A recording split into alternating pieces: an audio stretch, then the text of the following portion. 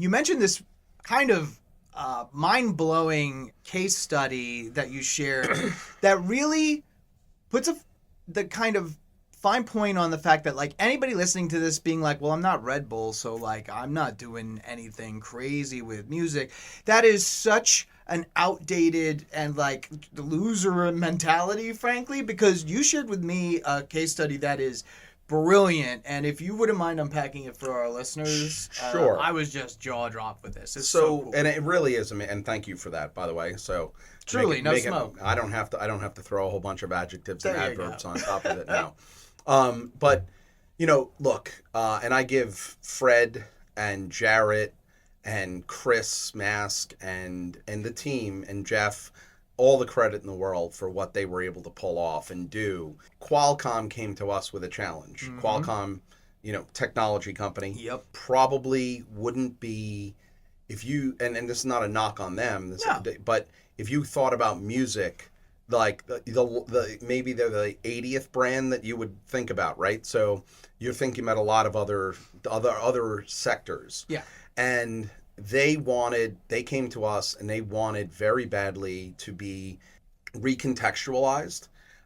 They had an AI product that was and a new chip in their computers that are next level. And instead of talking about gigabytes or things that are very vertically technology oriented, right, they wanted to enter to the mainstream audience and give them an opportunity for us to partner with them to kind of reintroduce Qualcomm to them through the creative route of music. We came up, the team, I had nothing to do with this, by the way, whatsoever. Very gracious of you. No, it's not gracious. Believe me, I literally had nothing to do with this. I was worried with larger strategic things at this point. But this is how good the team is. They're like, okay, it's Qualcomm, it's a chip, but instead of going to the band itself, let's think about ODESZA. ODESZA, and again, I'm not an EDM guy, so I would have never come up with this. Mm-hmm. They're known to put on some of the greatest shows in EDM, possibly even bigger and better than like Swedish House Mafia, just to kind of contextualize that for the listeners, right? Mm-hmm. The creative director is also this amazing woman who is, to say she redefines stage shows is the understatement of the world. Dag. And and by the way, she did this well before we came up with this. And what we did is like, okay, now let's superpower her. So we're bringing in the brand of Qualcomm and specifically their product, directly integrating it into the development of this stage show. And that became the content. So, and then of course the reveal of the stage show and the way people emotionally and you saw, people were crying. I mean, millions of people were crying, mm-hmm. right? We had like 400,000 or 500,000 at the event, and then all of the social and the emotional connection.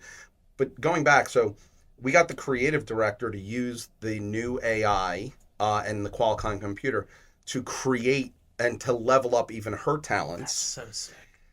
Which ended up in these mirrored, because listen, like EDM is definitely about the music, but it's more about the emotional connection with music and the audience than any other genre. 1,000%. So we were like, she was like, if it was about that, then let's make it about the audience. So we have these gigantic mirrored things that you would walk through and experience the music at different times in different ways and see yourself and everyone else. So it was kind of like holding a mirror up to the audience, for lack of a better, but on a next level. Right. Using their technology, the integration was seamless. It made Qualcomm seem as cool as I think you can make any technology look. It exploded. It made a lot of news. The organic reach and scale of this was off the charts. Everybody was proud of it. So when artists organically want to share their content, not contractually. Yeah. That's when you have real talent working on the development of these ideas. And then we were able to take their scale and the scale of the license and promote this even larger. So again, we had brand plus scale, but really it was the work and the creative development of the perfect messaging within the perfect context, on a massive distribution scale that just made it check every box you could possibly do. And, again, that's all that our team is best in class. Like Fred, Jeff, Jarrett, Chris, I want to make sure I get everybody. Yeah. Like these, Phil, you're talking about just the best of the best. And people have been doing it for a long time too. Yeah, dude. And I think I'm so glad you said that the magic was the work. Putting the work into it, because this could have so easily been an ODESZA song with AIs summarizing your emails and making your PowerPoint 10% better, and it would have done nothing. 99% of other publishers, that's exactly what they would do.